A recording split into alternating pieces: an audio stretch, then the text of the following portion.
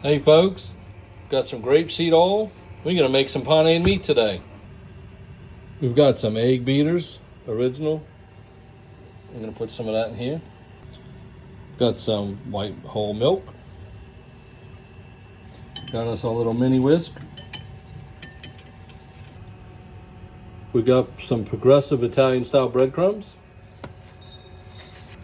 We've got us 2 nice pieces of tenderized meat. Put the first piece in, put the second piece in.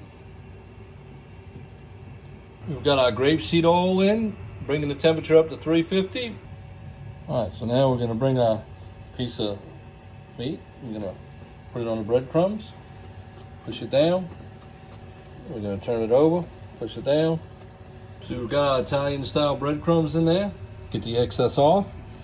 Make sure you put the paneed meat in the frying pan and go away from you so you don't splash it on you. There we go.